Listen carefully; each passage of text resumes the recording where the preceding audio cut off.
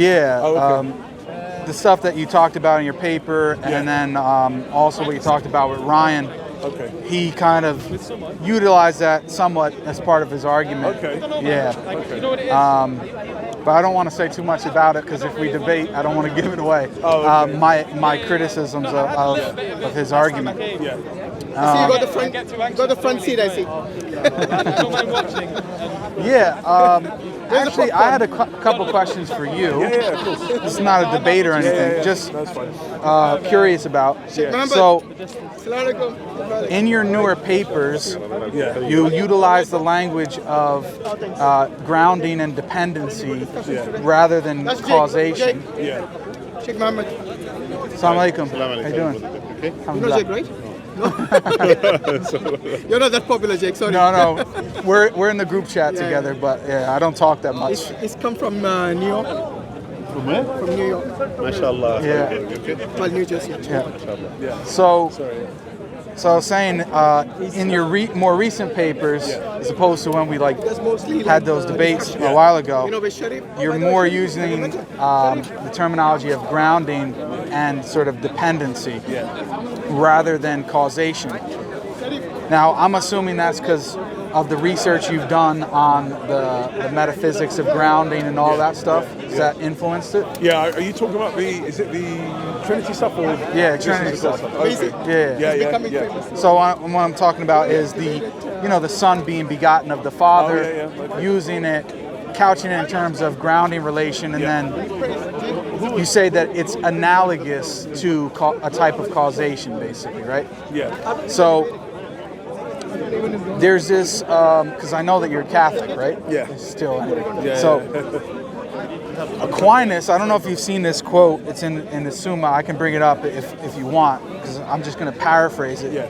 Basically, he talks about the difference between the Greeks and the Latin fathers, which he considers himself a part of. And he says that they use the word cause, but he doesn't seem to like that term.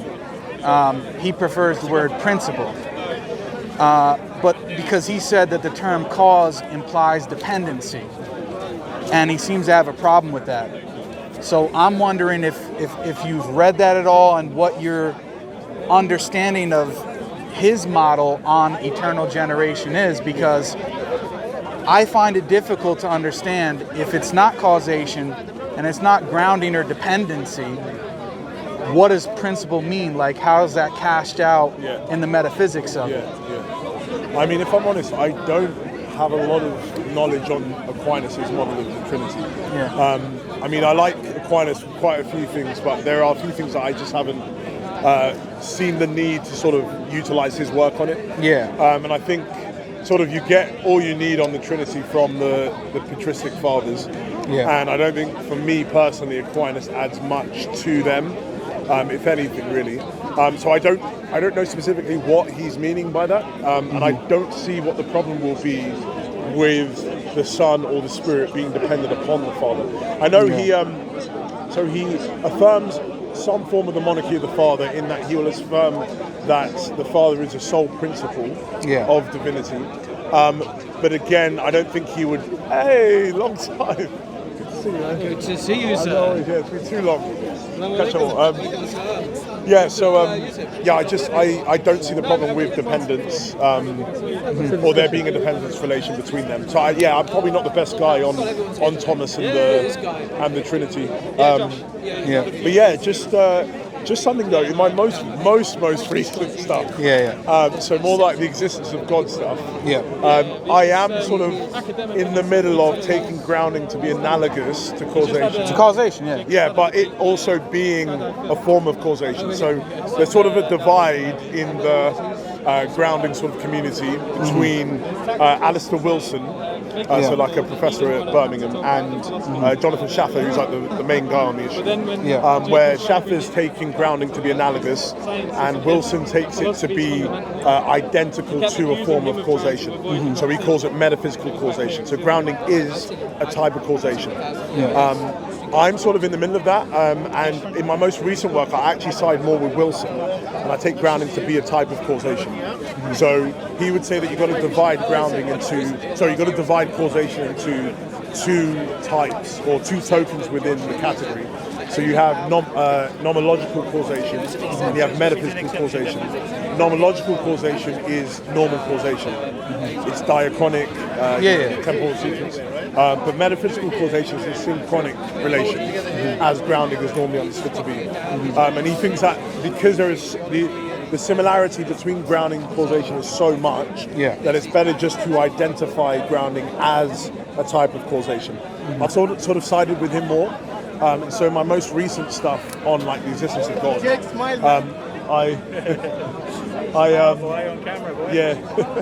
taking a picture. Okay.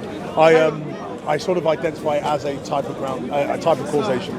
But yeah, just sorry, with the Aquinas stuff, I'm just not the guy. Can I just read you a quote from him? Because so you get what I'm saying. So this is in the Summa, Part 1, Question 33. He says Yep, no problem. So he says, the word principle signifies only that whence another proceeds. Since anything whence something proceeds in any way, we call it principle. And conversely, as the Father then is the one whence another proceeds, it follows that the Father is a principle. The Greeks use the word cause and principle indifferently when speaking of God, whereas the Latin doctors do not use the word cause, but only principle. The reason is because principle is a wider term than cause, as cause is more common than element or principle. For the first term of a thing, as also the first part, is called the principle, but not the cause. And then he goes on further to say, now the wider a term is, the more suitable it is to use as regards to God, because the more special terms are, the more they determine the mode adapted to the creature. Hence this term cause seems to mean diversity of substance and dependence of one from another. See, that's now the language he's using, which is not implied in the word principle. For in all kinds of causes, there is also to be found between the cause and the effect a distance of perfection or of power, whereas we use the term principle even in things which have no such difference, but have only a certain order to each other, as when we say that a point is the principle of a line, or also when we say that the first part of a line is the principle of a line. So he seems to have a problem with using the term cause as opposed to principle, and three of the reasons why is he thinks that cause actually implies a difference in substance, and the second is that he thinks that it implies dependency, which you would agree, and then the third is that he thinks there's a distance of perfection from the cause and the effect. So my question is,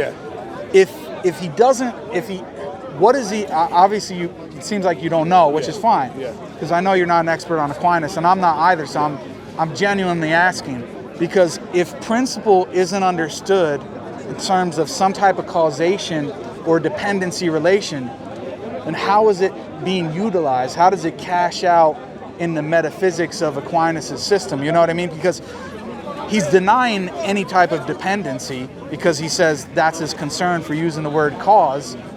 But then what is the relationship? That's what I don't really understand. This is from someone who's an amateur when it comes to mystic sort of metaphysics, but I'm trying to think that the way he would see it is because maybe there is not a numerical distinction between the persons, so he'll only hold to some sort of qualitative or relational distinction between them. So I think using the term cause assumes that there is a numerical distinction between whatever is the relator of that, so the input and the output of that causation relation. So I'm assuming what his understanding must be is because he doesn't see them as being numerically distinct, given divine simplicity. I think for him, principle allows him to have some form of distinction without it entailing a numerical distinction. That's what I'm thinking. But I would need to go and read more. There's a very good book. What's his name? I think it's Gilbert or Guillory. Emery or something like that, which is the Trinitarian Theology of Thomas Aquinas. Yeah. I would point you towards that. So it's published by OUP, so Oxford University Press. Yeah. I think it's Emery, and it's a Trinitarian Theology of Thomas Aquinas. So I think that he'll probably tackle that there. Yeah. But yeah, generally, I don't really look with Aquinas. Like I was saying to you, I take a lot from him. He's a doctor of the church. I'm Catholic, so I respect him. And I take a lot what he's saying. But I think when it comes to Trinitarian theology, he didn't add much above that of the patristics. So the Cappadocians, or if you're taking some parts of Augustine, Yeah, because he seems to be, he's appealing to the Latin fathers and saying, and I don't know if it's true or not, but he's basically saying this is how they conceive of it. He sees himself in that tradition. Yeah. And to me, that's not my understanding of how even some of the early Latin fathers understood it. It seems clear to me that they did understand it in some type of dependency. Yeah. And so that's why I struggle to really understand what he means by principle. I think even there's good work by Louis Ayres on Augustine. And I think, like you were saying, he sort of sees Augustine as being very close to the Cappadocians and the Greeks, more than what's been assumed. Although on the Filioque, it's... obviously, Filioque you'll have more problems. But I think there is quite a clear sort of pro-Nicene trajectory, I agree. similarity in understanding what the Trinity is. Yeah, I agree. And then later on you have this sort of divide that comes in and more overemphasis of some elements of it. Right. Things like that. I'm interested to ask as well. So, we always had back and forth on the Trinity, Monarchy, and the Father stuff. Yeah. So are there any specific issues that you have with that monarchical Trinitarian view in particular, or would you say for you you're more accepting of that understanding, not saying obviously affirming its veracity, but saying, if Trinitarianism is correct, that's more the correct view, or do you see issues with it? Or depends. You mean from like a historical angle, or from any angle really? So it could be philosophically, it could be historically that you have an issue. What sort of issue you might have? I think it's historically grounded. I think that it's very clear in 4th and 5th century church fathers, definitely like the Cappadocian fathers, even people like St. Augustine and others. So I think it's clearly there historically. My problem with it obviously is the dependency thing, which is one, which we've talked about a lot.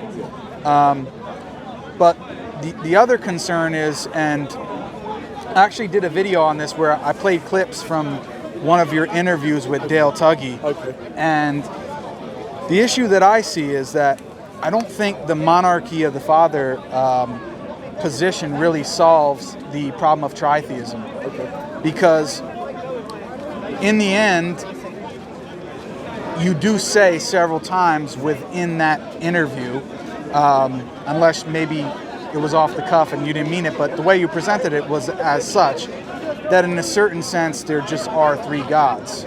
So I don't know if you would agree with that or not, because you even went into the whole thing with what's his name, Bauckham, and explaining the difference between what was the phrase again? The different types of monotheism, quantitative and qualitative monotheism. In which case, it seems to me, quantitatively you're saying there's 3 gods, but qualitatively there's one. And depending on how you cash it out, because of some type of relation or whatever. So, to me, that's problematic because it really hasn't. In other words, what sort of work is the monarchy doing if at the end it's still quantitatively polytheism? You see what I mean? Yeah. The main thing for me is just how getting our language corresponding to the metaphysics. And the metaphysics of the matter is saying there is one fundamental entity in all of reality. The structure of reality, that layered structure of reality, there's one thing that's existing at the bottom level. The most fundamental entity, the absolute fundamental entity, I will identify as the Father. So everything above that level, everything above the level of the Father is a derivative entity, including that of the Son and the Spirit. And so the semantics of the matter, the language use of the matter is, we use the word God in that hotheos sense, the God, the thing, okay? We refer that term to whatever is at that fundamental structure of reality. And so I'm saying to you as someone who affirms the monarchy of the Father is saying the monarchy of the Father cashes that out, because it's saying, well, the one thing is the Father and the Father alone. A sort of, let's say, Bo's use of the word egalitarian, or the conventional understanding of the Trinity would say, no, we put all three persons in that fundamental structure. And I think that's when you have the problem. But what I'm saying is that there's only one particular object, one particular substance, which is at that bottom level, which is the Father alone. And that's the same type of monotheism I think all the other monotheistic religions affirm. Obviously, Islam wouldn't use the term maybe person for Allah, that you wouldn't use maybe that terminology, but you would say, if we're counting how many entities there are at that fundamental structure, well, there's only one entity. I think Jews will affirm the same thing. And I'm trying to say to you, Christians affirm that same thing as well. Everything above the Father is derivative. Yet, derivative status and fundamentality is nothing to do with the nature of these individuals. It's the way in which they exist. And so the Father, unlike what Aquinas seemed to suggest. So I mean, I'm happy to diverge on Aquinas on this point.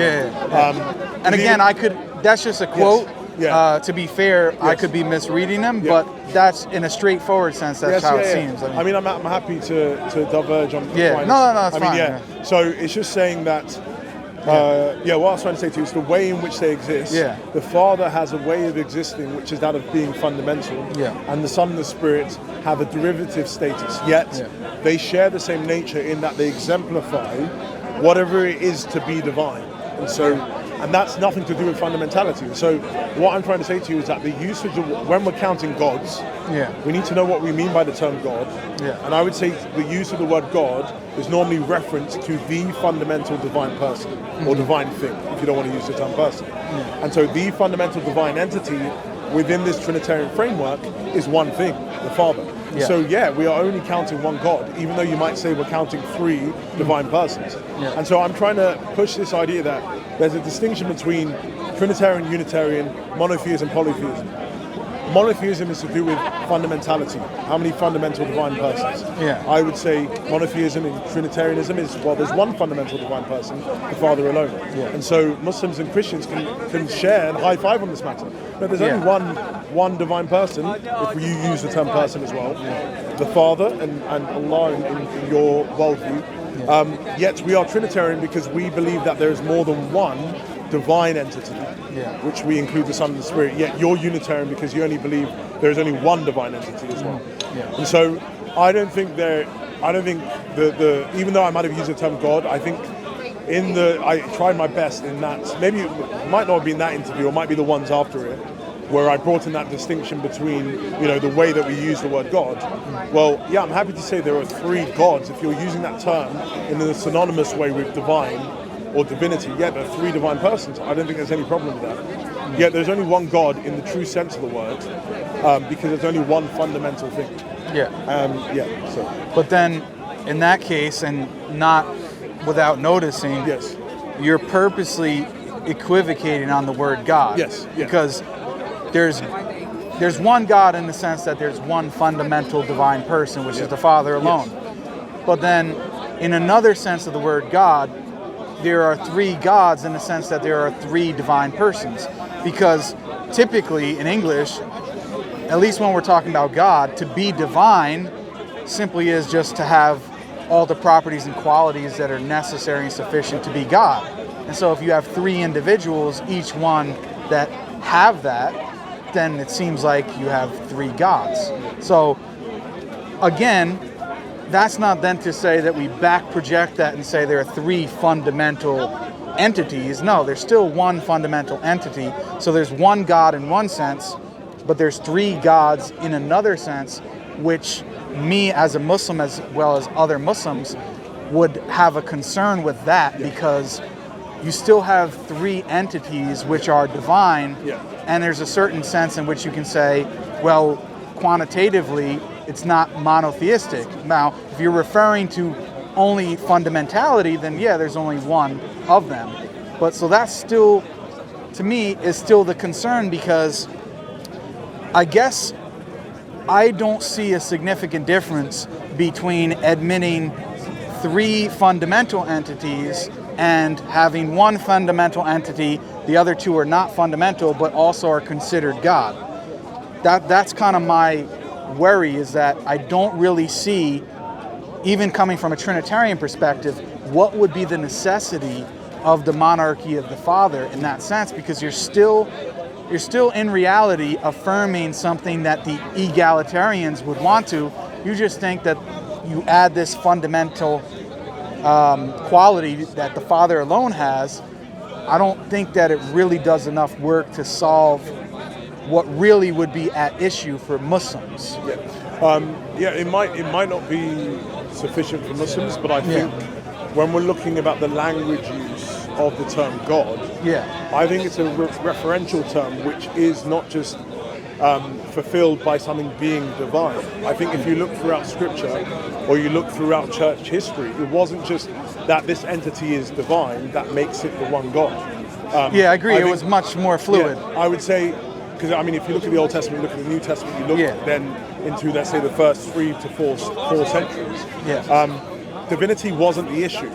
It literally wasn't. I mean, because as Borkham, as Larry Hurtado, as other individuals who have looked at Second Temple Judaism, there were loads of individuals that accepted other divine entities. And so it's and Larry Hurtado's really pushed this idea that we need to be so clear that within ancient Jewish monotheism, the issue wasn't about divinity, because the Jews accepted many divine entities within their worldview, but that didn't stop them from affirming monotheism.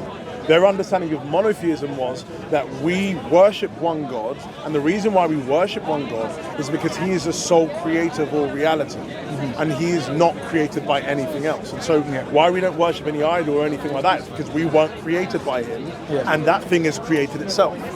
And so the issue then is about fundamentality. The Jewish practice and the belief throughout ecclesiastical history was why we look to the Father and the Father alone, and Jesus himself pointing to and saying this is the one true God, is because of the fundamental aspect that he is the ultimate source of all of reality. And even natural theology points to that. Natural theology doesn't lead us to just a divine entity. Natural theology leads us to a divine entity who is the fundamental thing. Yeah, we agree on that. So what I'm saying to you is that not just natural, so you have natural theology, you have scriptural usage, you have ecclesiastical history, where it's actually the term God, the one that's most important, isn't its usage to say that something's divine. It is this entity divine and fundamental? If it is divine and fundamental, then it is the one that we give sole worship to. Because even as a Trinitarian, we worship the Father. Even though we worship Christ who is the medium between us and the Father. And so ultimately everything goes to the Father because he's the ultimate source of all of reality. And so what I'm trying to say to you is that the monarchy of the Father allows us to ground that understanding that actually the important usage of the word God when it comes to monotheism and polytheism is how many fundamental entities are there within your worldview. If you affirm more than one, then you are polytheistic. If you affirm one, then you are monotheistic. Yet you might not be a Unitarian. So a Unitarian is one who then affirms only one divine entity. So I think that distinction between monotheism, Unitarianism, polytheism, and Trinitarianism needs to be made there. And that's what I'm trying to say to you. The monarchy of the Father allows us to have. I just think that from an Islamic paradigm, maybe we could say that the understanding of monotheism is stricter, because the way that the Quran defines shirk, which is basically associating partners with God, is not necessarily to say that there's an entity which you're saying is the fundamental layer of reality like the Father.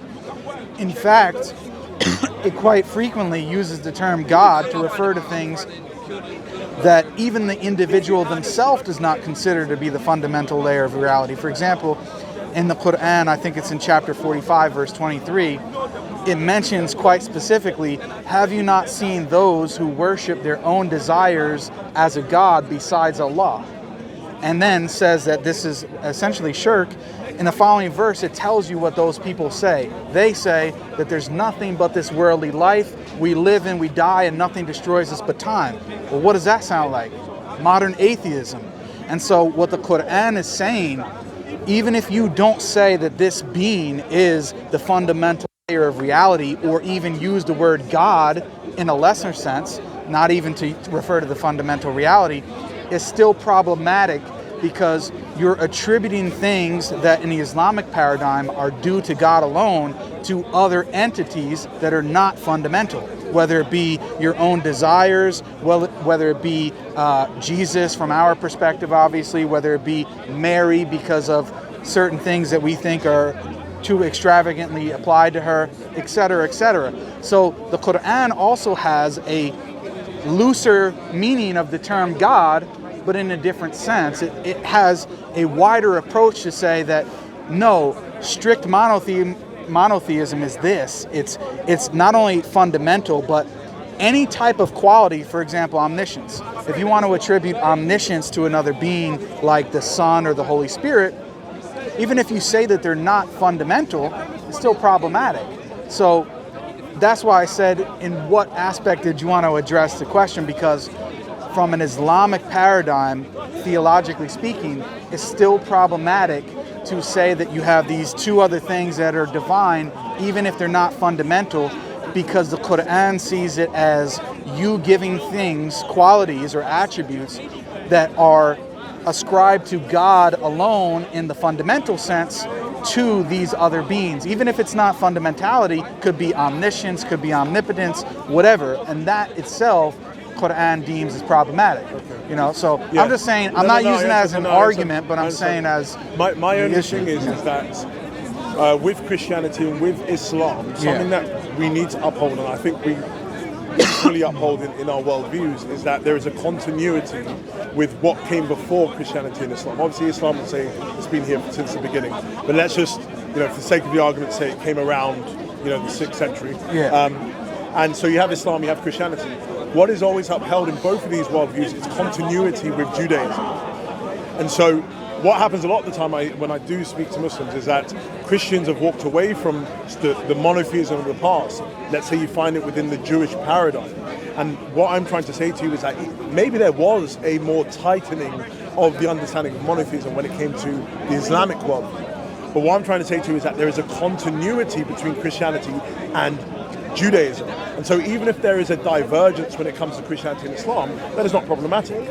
There will be a problem if you were to point to me and say, well, Jews understood monotheism in this specific sense, and not just obviously saying ancient Judaism, but let's even say Second Temple Judaism, so the time of Jesus, the immediate followers of Jesus understood monotheism in this specific sense, and Christians have moved away, then that will be a problem. But what I'm trying to say to you is that there's a continuity between Judaism and Christianity in affirming monotheism. And so maybe there's a difference when it comes to Islam, but then Islam has a problem then, if that's the case, because continuity of belief needs to be there.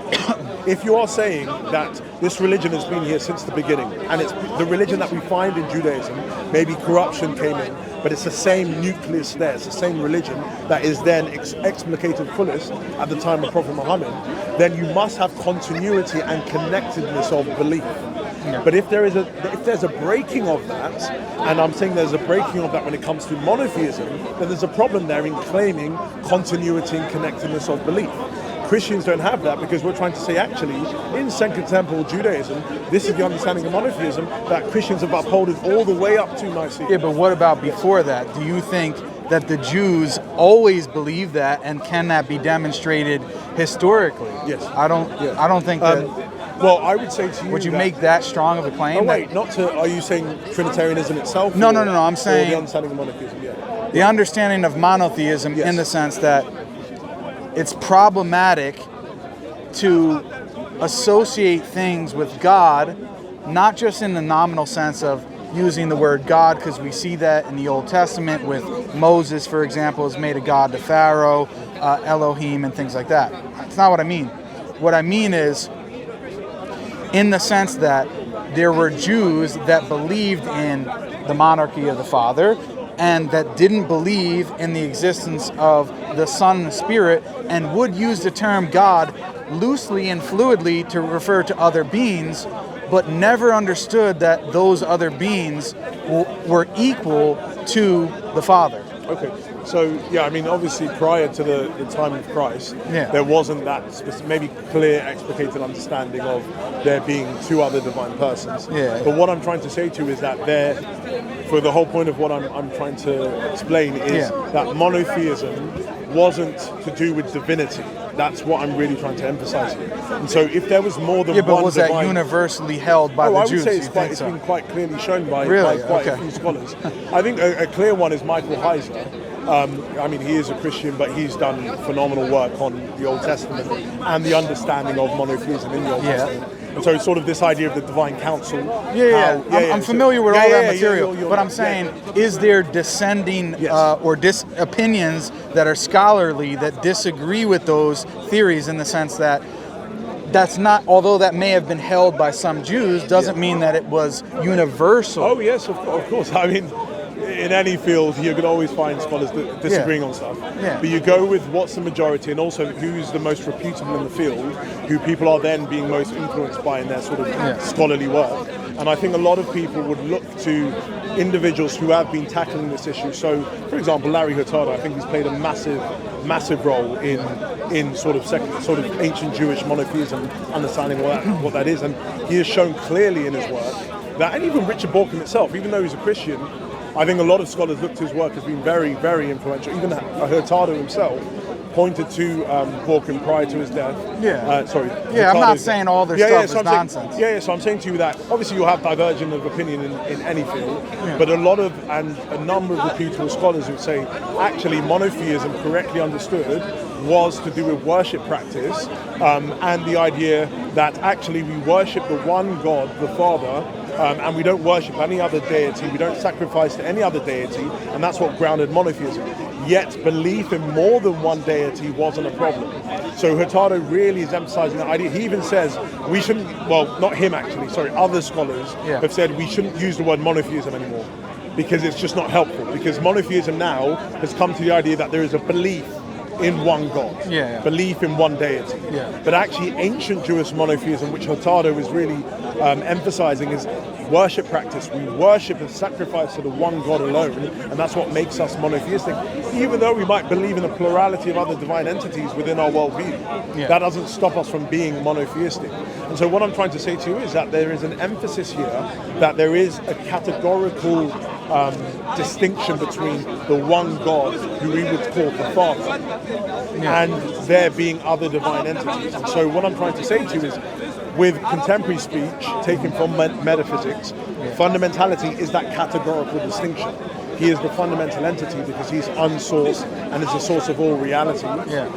Yet there can be other divine entities that share his qualities, yet they're non-fundamental because they are grounded or come from him in some specific sense. That word. So let me be clear.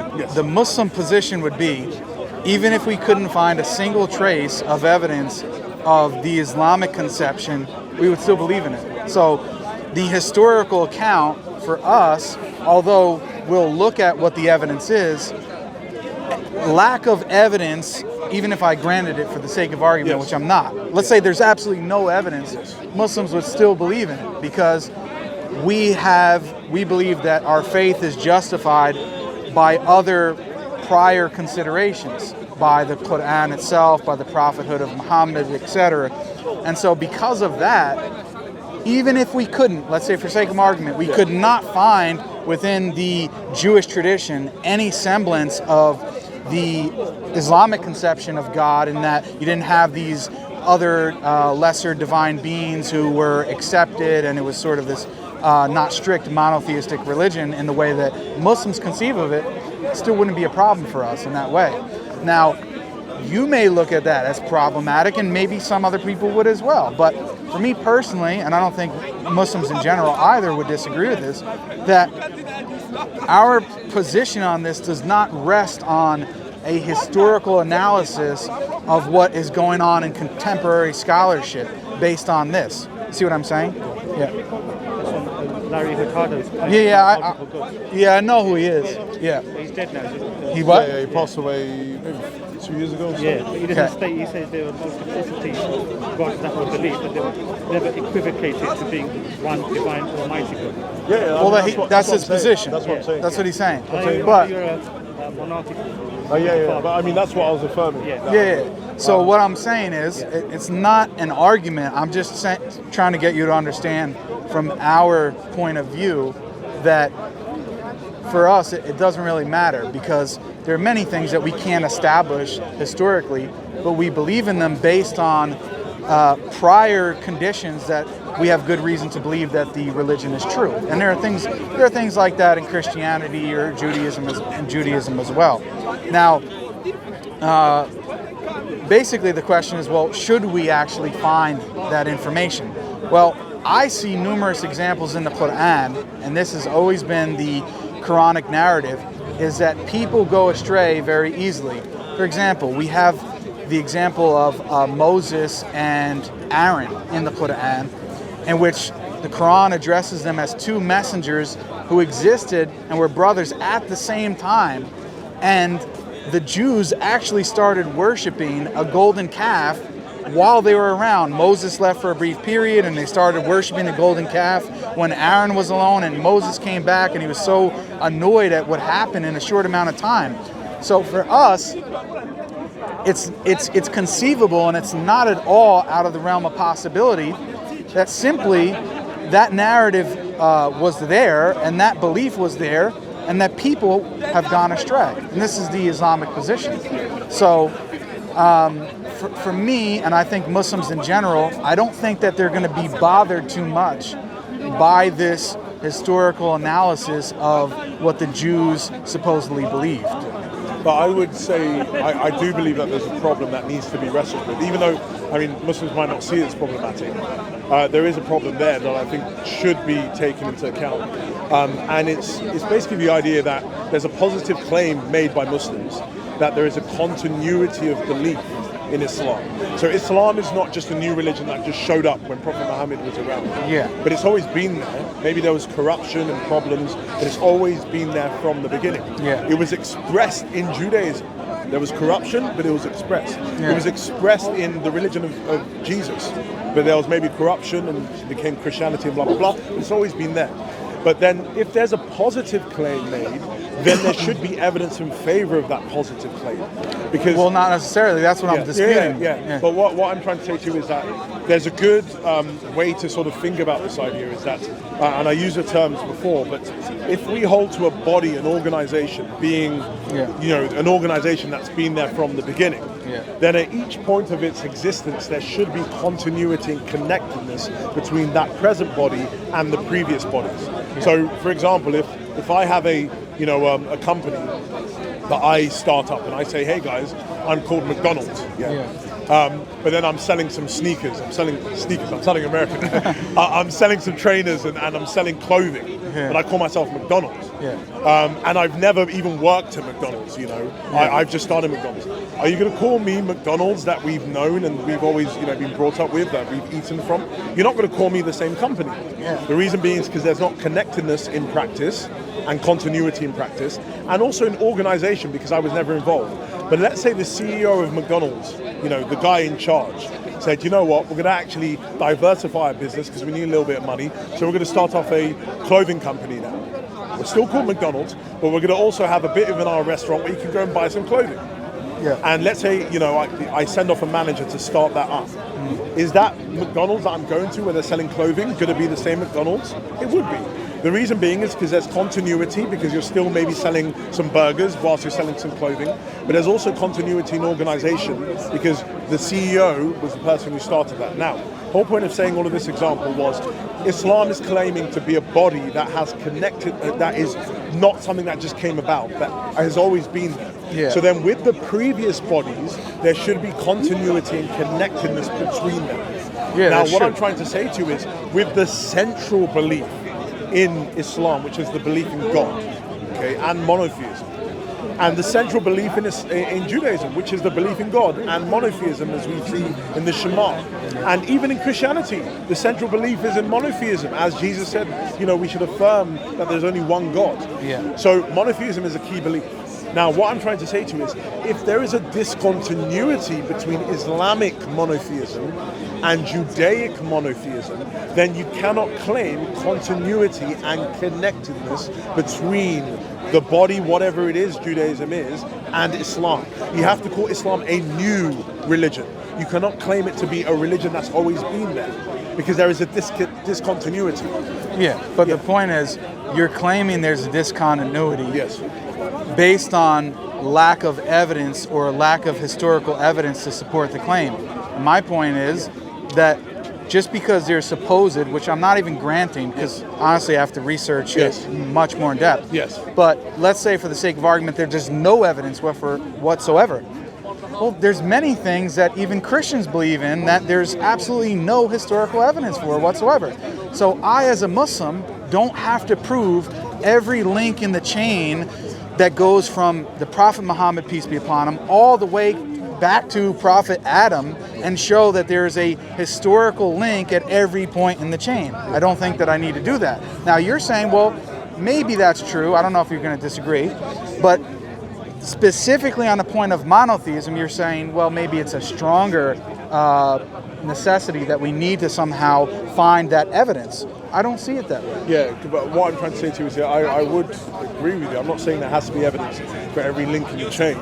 But what I'm saying to you is that there is positive evidence, which again, you said you want to go and look at, and I think it's, don't just take my word for it, but there's positive evidence that monotheism was a little bit looser than I agree with that. Yeah, than what Islam is saying. Yeah, I agree with that, but there's also claims that monotheism has sprung out of polytheism. I mean, that's the standard narrative. Do you accept that? I mean, so again, I'm leaning a lot on Hurtado, but people like Hurtado would say that narrative is incorrect. So it's a narrative. I know, but I'm saying that that's pretty mainstream. Yeah. I mean, it's a narrative that was pushed, and some people have looked at it.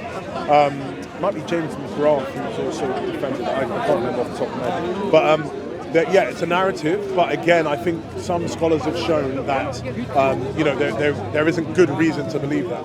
But that aside, anyway, I do. I'm just saying it's a historical issue because. Yes.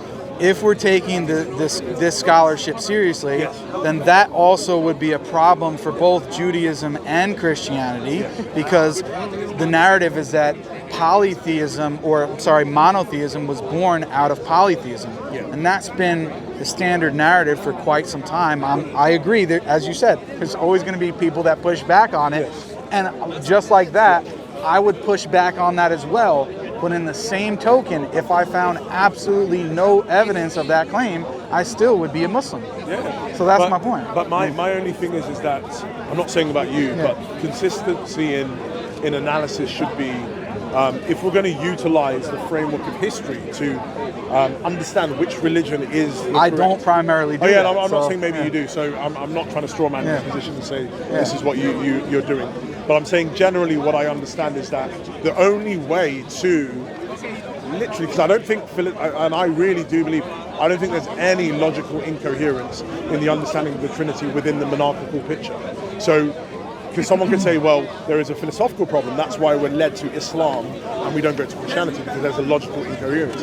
I don't believe there's a logical incoherence there that can be derived in the monarchical view. I do believe in some egalitarian views there is a logical contradiction, but I don't believe that's to be had with the equivocation strategy that's given by. So if a Trinitarian believed in three fundamental entities, would you say that was incoherent? No, not necessarily. It'll be incoherent if applying that to the Trinity would be. Yeah, that's what I mean. Yeah. Why that will be so is, well, it depends actually how you cash out fundamentality. But let's say you go with fundamentality is relative to grounding, and you say that each of the Son and the Spirit are grounded by the Father, but yet they're fundamental, then that'll be a problem, because to be fundamental is to be ungrounded. And so you'll say there's three ungrounded and two grounded entities, which is. What if they're all ungrounded? Then you can't hold to the procession relations unless you identify that differently. So unless you say there is a causation relation and they're relative to fundamentality relative to grounding, they're ungrounded. I'm saying if they reject the procession relations and say there are three fundamental entities within the Trinity. Oh, that's not incoherent. What? No, that's not incoherent. Yeah. So, but then at the same time say that there's only one God. Well, if you're saying that God is understood in terms of fundamental, and there's three that are fundamental, I then agree with you. Yeah, that would be a problem. Yeah. That would be a problem. If you're using the term God to refer to the idea that there is only one fundamental entity, yet you affirm three fundamental entities, then that will be an incoherence. But I would say the monarchical picture doesn't say that. I know that. I'm just saying. So I'm saying, the whole point of what I was saying was, I don't believe philosophy can lead you to Islam over Christianity and well, obviously I disagree. Yeah, you'll disagree, but just from my position, I believe it's the historical work that you have to do to be able to diverse it.